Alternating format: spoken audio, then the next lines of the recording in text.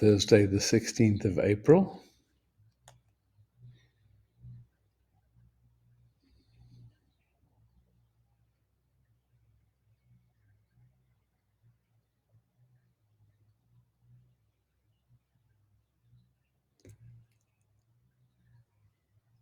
A question came in about conscious and unconscious patterns.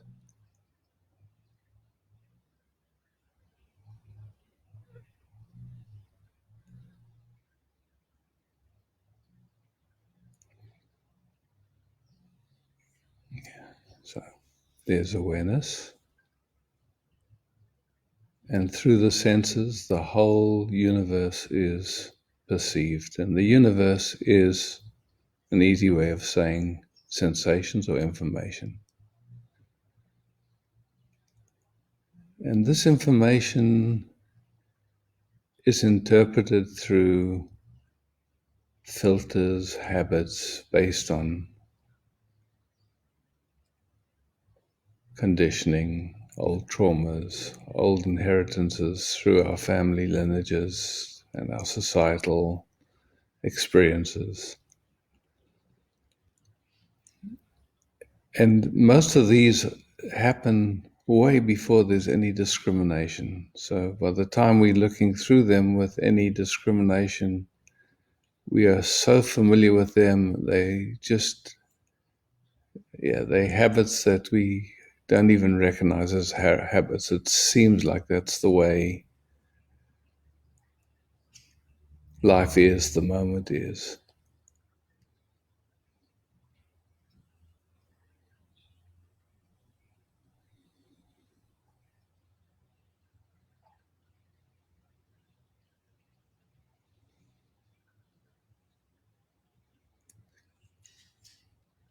When a habit is automatic and unconscious, one question we can ask is, if it's automatic and unconscious, who's doing it?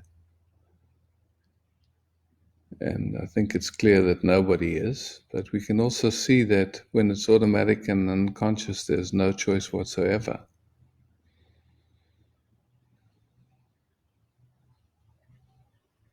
So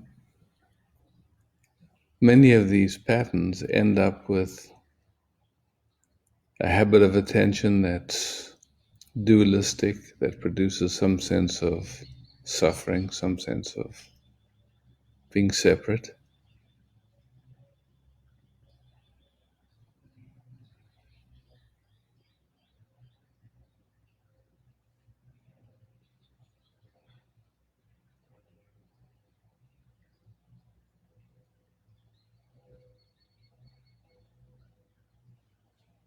And many of the movements that show up as these are expressions of these automaticities. Yeah, they're familiar. They hide because we're not used to exploring them, and they seem to happen within the activity of our lives, where oftentimes we are functioning through stress, and when there's stress, the capacity to see what's going on is extremely limited. But as this interest deepens and we start to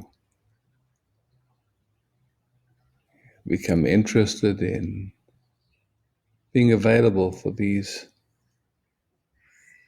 movements to become conscious, an easy way would be to say is anytime there's any sense of not okayness or dis-ease, it's an inquiry point.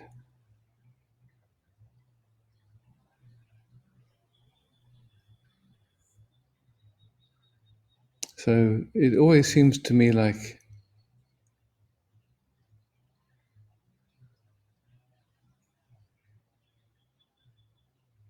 there's a resting in which love just flows, that doesn't have any agenda, that's unconditional. and it interfaces with whatever's left of what's automatic and unconscious in the field, including what many of us call the shadow, or where we can see really strange ways of functioning playing out. And we can pretend that those don't exist. But is there a way of